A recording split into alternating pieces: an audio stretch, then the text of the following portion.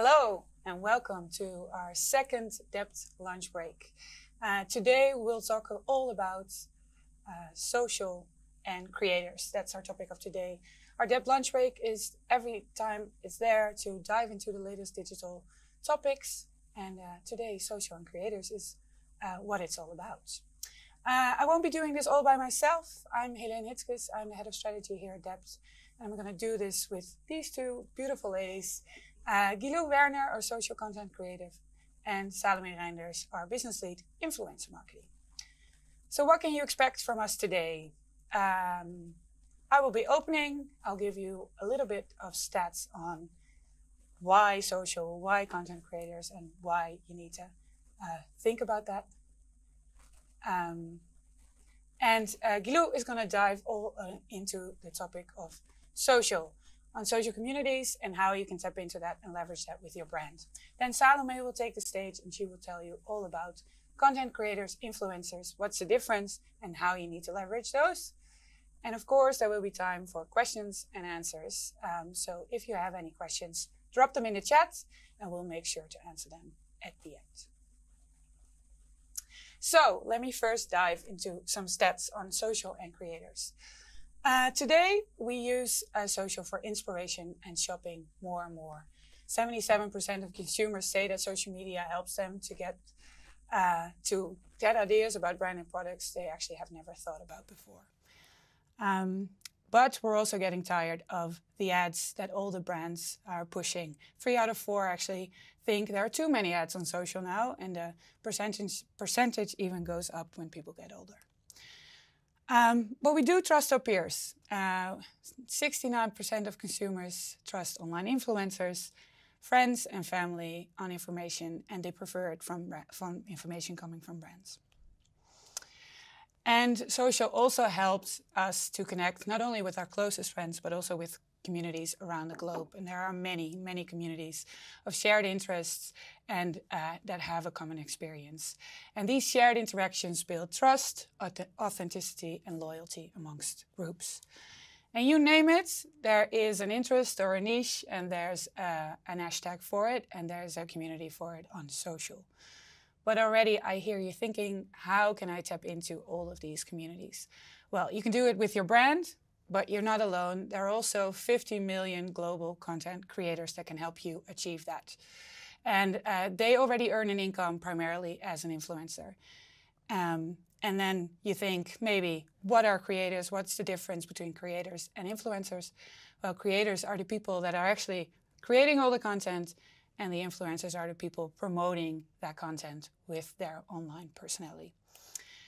And that market is growing and growing and is already estimated to be 113 billion. That's the market size already estimated by Deloitte. So lots of opportunity for brands, for content creators. And today we're going to talk about how we can tap into this trend for your brand and use this to your advantage. So first of all, Guilou is going to talk about the power of communities and how you can leverage those with your brand. Okay, so let's talk about the power of communities on social. Because when it comes to social, we all know the importance of a good engagement rate, of cost per impression. But this, like an alive and kicking community that embraces your brand, we believe that this is the ultimate KPI. And why? It's because brand love starts here. The way your community perceives and interacts with your brand, that's the most important thing. And a quote that nicely describes this is, a brand is no longer what we tell consumers it is, it's what consumers tell each other it is. Because consumers believe other consumers the most. But how do you claim your space in the conversation as a brand?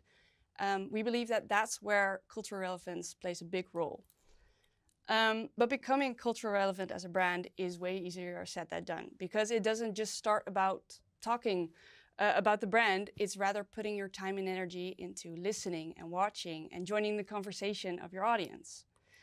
And combining this with the right platform and timing, emotion and guts and originality, you can attain that seat at the table of cultural relevance.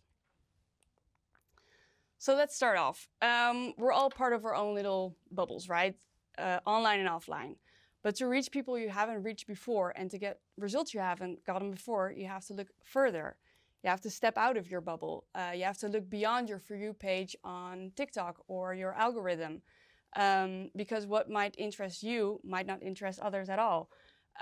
That's why we'll also test our own content from time to time with chats with the actual community in it, to test if something we make is actually something they understand and they talk about, just to have that extra test.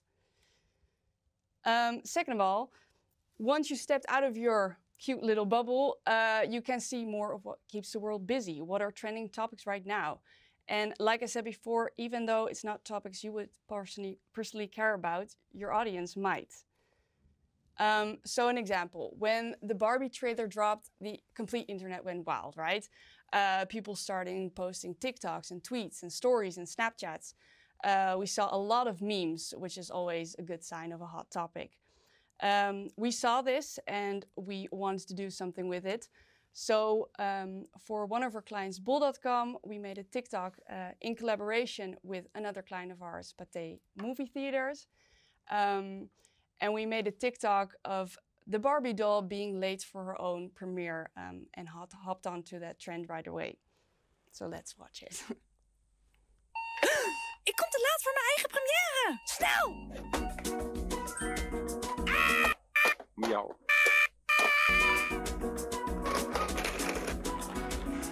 Jongen, ja, ik ga al. Wauw.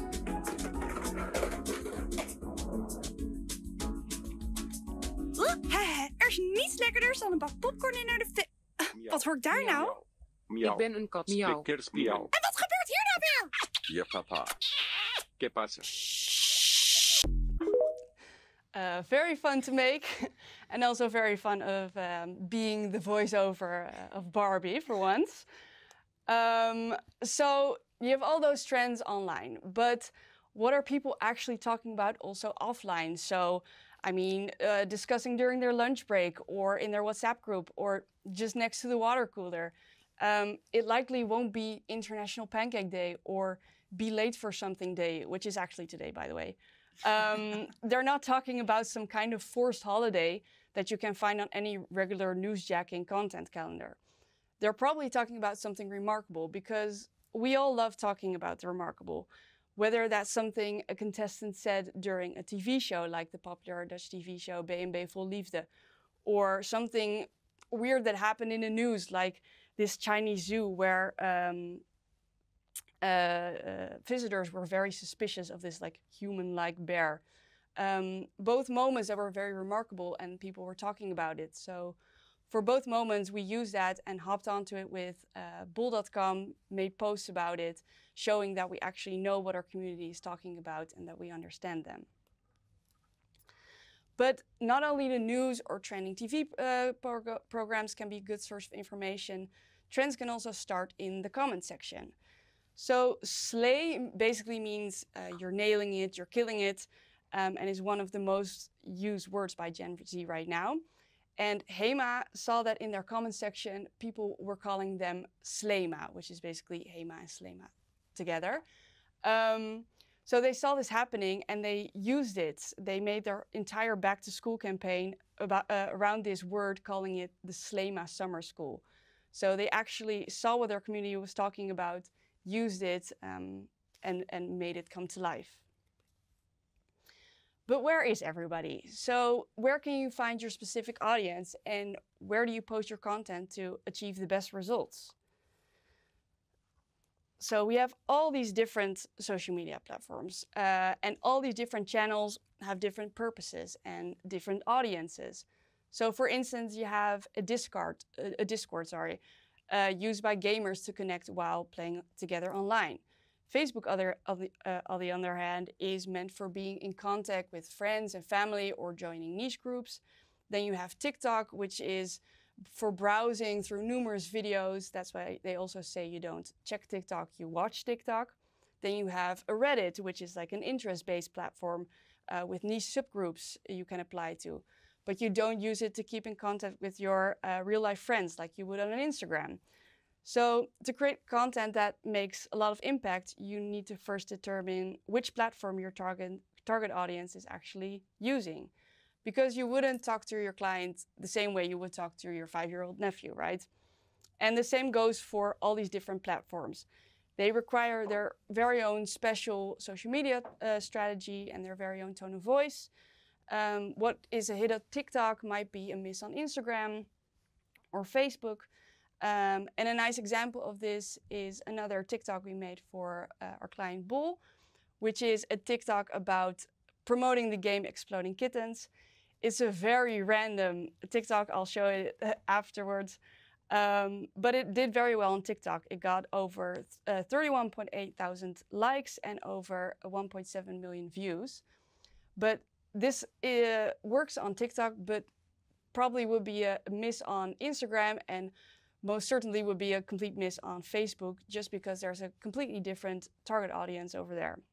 So let's watch it. Waf, waf, waf.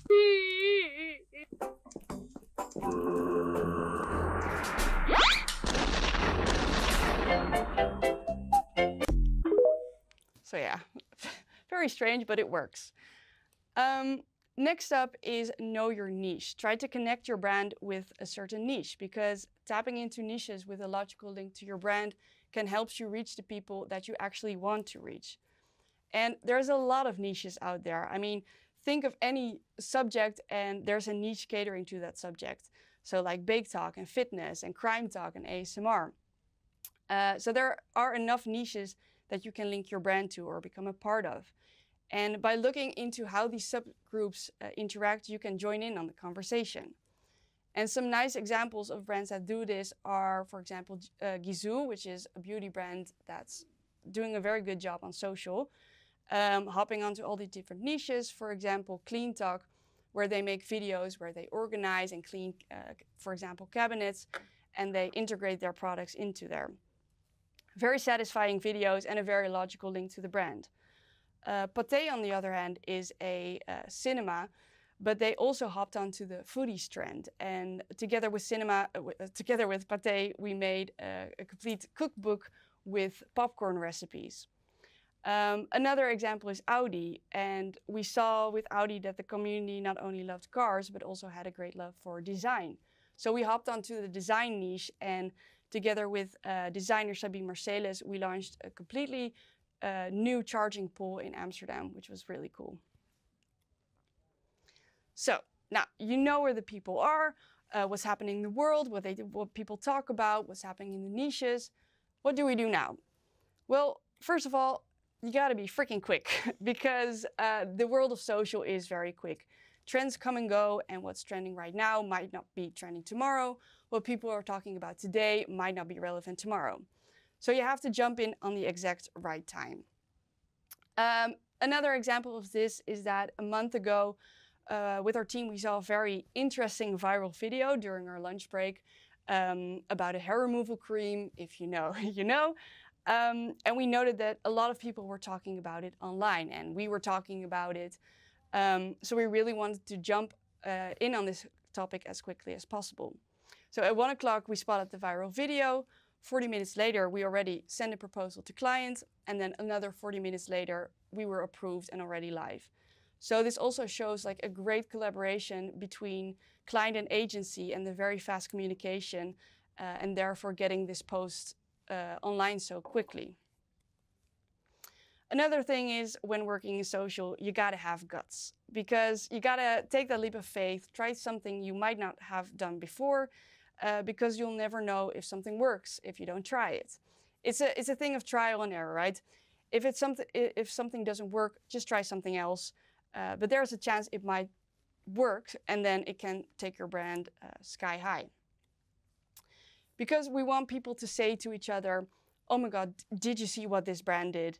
And you can accomplish this with like savage or daring posts like this Easy Toys example. But we understand that's definitely not for every brand. But luckily there are other ways to show that you have guts. Because it's not always about humor or tapping into the news. It's also just about pushing the boundaries. An example is this Jacquemus campaign, a completely AI campaign with a 3D digital artist making bags, giant bags into the real world. And it's all about timing, knowing what's hot and what's not. It's about trend setting, being the first to do something, pioneering. And it's most definitely just about trying and daring to take the risk and falling flat. But luckily, social is also very forgiving. So every day is a new day. Every day new trends are popping up. Every day a lot of content goes live. So if something doesn't work out today, or you're just a little bit late to that trend, there's no need to worry. Just see what trend is going on right now and try again the next day. And last, but certainly not least, you gotta trust your team. Because creative freedom makes for quality content. You might not get what that like absurd meme or TikTok means, but that's totally understandable. I mean, with all the niches and trends out there, it's very hard to keep up and it can be quite overwhelming. But that's why you hire a team that knows all the ins and outs and the new trends and slang. And how can you help your team is just by giving them your trust. Trust that they know what they're doing, they know what's up, even though you might not understand it at all. So I can imagine we can agree that the board at Duolingo or Ryanair must scratch your head time to time, like, are you really sure we're going to post this? But they have guts and they trust their team, and a lot of times their content goes viral. So to sum up this first part of the presentation, how do you build strong communities? It's by knowing what people are talking about and where they are, or work together with people that know, and translate this knowledge into cultural relevant content with speed and guts and just trust in your team. So that's all from my side for today. We're gonna look at a video, and then Salome is gonna talk a lot more about the creator side of things.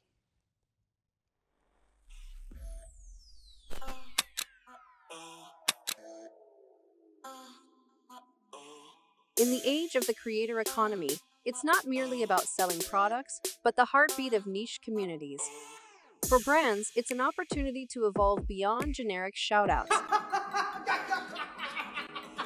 Listen, adapt, and co-create with influencers and communities that inspire not just liked, but lived social posts. Seize the moment. In this world of creators, stay tuned in and engaged.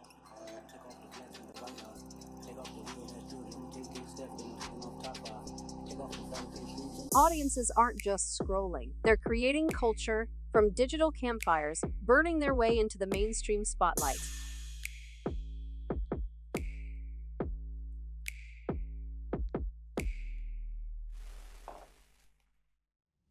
Yes, I hope that video got you all energized and ready for the second part of our lunch break around creators. Because as Kulu just told you, it's very important to start engaging with your communities. But maybe you're watching this and you think, well, I'm not a bol.com, I don't have a huge community. Or you want to tap into a new community like gaming and you don't know what type of humor they use or what type of tone of voice you have to use. Well, like Helene mentioned in the beginning, there are 50 million influencers out there. So there are 50 million niches and communities that you can leverage while you start building your own, of course. You just have to find your way in. So if you think about it, how do you usually move communities? It's by talking to their leaders. And in the online world, the leaders of the communities are the influencers. The influencers have built probably years to create that strong and engaged community, and you can leverage it. You want them to start advocating for your brand. Even a bol.com, and it has a very strong presence online, cannot be everywhere with all the different tone of voices at the same time, like Kilo mentioned. So with the help of having advocates in all your different niches, you have a very strong story online, and you're not just one brand alone out there, because it's a very crowded space, as we all know. So influencers can be your way into online communities, into social conversations. One nice example I want to show you here is what we did for Schiphol. With Schiphol, they of course have a very big audience, basically everyone who travels. And they had a pretty, well, let's say, dry messaging that it needed to get across. How can you pack your bag and dress yourself so that you can go through the security as quickly as possible? Well, they knew we're gonna have to shape that messaging into something that fits within all layers of our audience.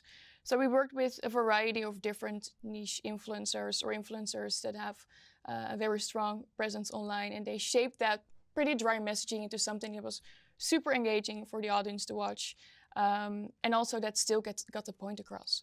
So what we saw here, that some videos even reached 360% organic view rate. Well, 100% view rate means that 100%, so everyone, the full audience of the influencer saw that content, which means if you're over 100%, it means that you went outside of your following, which is what we want. We want people to start engaging in the comments or tagging each other. Hey, we're going to travel next month. This is what you need to pack, and etc. And sort of have a conversation in the comments. So I think the key success factors of this campaign was we have authentic ambassadorships for Schiphol. People are not surprised that it is a collaboration because they know they're an ambassador. The influencers get creative freedom, so everyone shapes their messaging in a way that they know is going to work really well with their audience. And we always have some sort of niche humor storytelling in there. So we know authenticity is key, but how do you find that creator? You can have a very great messaging or a campaign strategy. If you're not going to find your right creator or influencer, it sort of falls and stands by that. We always use sort of type, tier, and category to determine the type of creator that you can use. It, of course, is very depending on your budget, but also depending on your niche. If you have a very small niche, you're probably not going to find a celebrity influencer within that small niche. But you can maybe use an expert or a tastemaker like an entrepreneur that has still a very strong presence within that niche. And then you look at the different tiers, depending on your budget again and what is available, and different categories. But it's not only that, it's also then if you find the right profiles, how can you determine that the quality of that profile is also good? Well, at DEPT we use tooling, which really helps us to look at quantitative data. So if you're going to run a campaign in the Netherlands, you want to make sure that the influencer is going to reach the Dutch audience. So we're going to see the audience demographics, but also, okay, they have a lot of following, but is that audience actually active? What is the age range, which can be very important for some campaigns if you have age restrictions. So this really helps us to, before we even reach out to a creator, determine in terms of numbers if they match. If you don't have tooling, it's going to be a little bit more difficult because you have to reach out to a creator, but working with an agency or a partner who has tooling is definitely preferred. But besides data, it is still about human touch. So does it match with our brand? Is that person going to show us love? But also looking at comments, are they just posting, is their audience just commenting a heart on every comment, or is there actually a conversation going on? If you're going to work with an Instagram influencer, but you also want to work with that person on TikTok, well, please look and how much they post on that platform. If they don't post often, you probably know your content is not going to be pushed into the algorithm. So all stuff you need to think about when choosing a creator. So once you have your right creators, you have your concept, how are you going to measure success? Well, of course, awareness is important. For Schiphol, we had an awareness campaign. How many people did we reach? You can measure that by impressions, total reach, video views, earned media. But we see a shift happening that, yes, views are important, but engagement is much more important because someone can see a piece of content, but what are they actually engaging with? Did they just scroll past, or did they actually stop and saw the video? So we're shifting a little bit from a CPM to a CPE. And engagement you can measure by online conversation, so sentiment, what type of comments are people posting, do people like our messaging, engagement rate, comment shares and saves. Conversion, if you want to have a conversion campaign, of course need to add in trackable links so you can measure, but that will be click-through conversion and downloads. In the end, if you've gone through full funnel with creators, you have long ambassadorships, you have always-on framework, we can also start measuring real impact and advocacy by maybe doing a brand lift study. For a longer period of time, this is of course preferred, and you can really measure influencer impact by doing so. So with the need of that constant relevant content being present in all your niches, in all the platforms, brands understand that it can be an investment. So we see the rise of user-generated content. because people connect with people. This is a very interesting example I saw on the Instagram page of Dyson. These two videos are posted in the same week, on the same platform, the same product, the same type of video. And probably the brand-driven content, also took a lot of investment and time for a full team in a production. But online, people rather see creator-driven content. You see that post scored 15 times better in engagement on their brand channel. That's why people or brands understand, okay, we need more human faces to our brands. Let's leverage UGC more. Which sounds great, but we do see a common contradictory where brands want UGC, but they also want to keep creative control because it's a little bit scary that consumers can start posting about you. So we actually have two ways to leverage both. This is an example of Amazon who uses UGC throughout their content, besides influencer campaigns, and of course their whole branding and on their own platforms. On the left, you see uncontrolled UGC, which is posted on a consumer channel, is probably a fan of your brand or someone who is part of an affiliate program. So there's no contract between a creator to post this video. She does this by herself. If you put this out on a large scale, you have no creative control. There's no really uncertainty of the amount of UGC you get, but it is time and cost efficient and it's easier to scale. But for brands who want to be sure of an X amount of UGC content, let's say 10 posts a month that they want to post to showcase a more human face on their brand, you can also control UGC, just a different way of working. You would then work with content creators and you would post that UGC on your brand channel. Here you do have creative control because you can brief them. There's a certain amount of UGC you get, but it has higher time and cost investment and it's a little bit harder to scale. So this is what we do for Uber, the controlled UGC. And still, in every controlled UGC, you want to start doing that because you want to create content that is engaging for your audience. So please, even if you're controlling your UGC, let the creator be your creative director. And what we do for Uber is we have brand-driven content for paid, which is evergreen. This video is from a controlled brief. So the creator knows there needs to be a hook, a problem, a solution, a benefit, a social proof, and a CTA, because we're going to run that content on paid channels. Of course, sometimes you mix and match to see what works better, but she knows really well what Uber wants to see because they're going to run that paid. And this video is still relevant in over a year. But they also want more human faces on their organic channel. So that is called creator-driven content, where yes, we still pay the creator to create content, but it is an open brief. So we work with creator concept, it's fit to style. For the story of the creator, it's on trend. Here you see girl dinner, which is a trend now on TikTok. The creator is gonna leverage that because we are not sure that we're gonna get UGC around this trend, but we can narrate it. It just means it's organic and maybe in 2 months it's not relevant, but that's okay. So we leverage both. So if you want to amplify your uncontrolled UGC, you have to give your consumer something because they're not just going to post about your brand. Well, maybe the biggest fans will, but not if you want to push this on a larger scale. You can stimulate this by commissions, so what Amazon or a lot of other brands are doing with an affiliate program. You can maybe gift or do events. And once there is UGC out there, engage with it because the story happens in the comments. And for controlled UGC created by content creators, here you can control the narrative and you can either pay them in a flat fee or if your product is really cost-worthy, maybe within a gifting. But this will be, of course, to start creating on your, engaging on your brand channels. So I said a lot about UGC content, influencer content. We saw the Dyson example of why more human engaging influencer creator content works better on brand channels. It's all about maximizing impact. So let's say you are investing in influencer content. You can repost the content, but you can also boost the influencer content from their own channels. If you get a buyout, you can start social media advertising with it. Maybe even link it to your e-com, digital usage. So there's a lot of steps you can take with that one piece of content to maximize your impact. And of course, if you want to go big out of home, like Hunkemer is doing with the Vivian Horn, for example.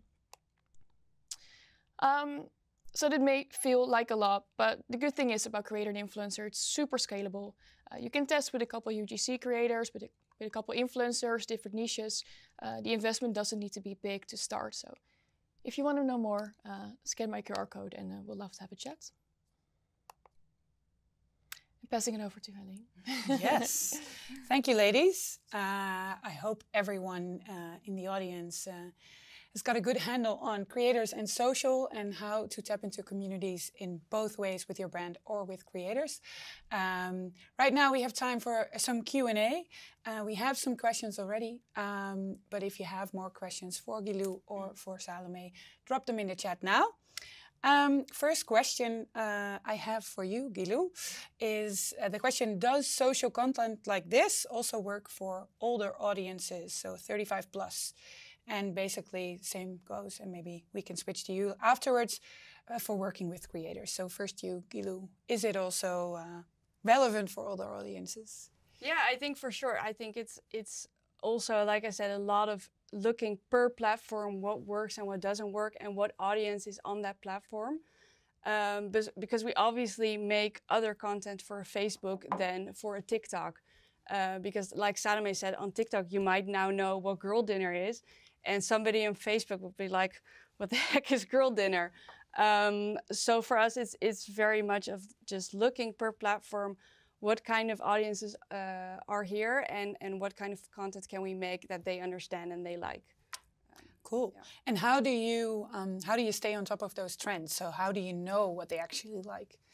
Well, I think now I train a little bit in my brain that every time I'm on, even when I'm not working, when I'm like looking through TikTok or on Instagram or wherever, looking at the news, I always have this like, can we do something with this for a brand? And I think it's also like joining different newsletters, or every week we have a session with the team, like brainstorming.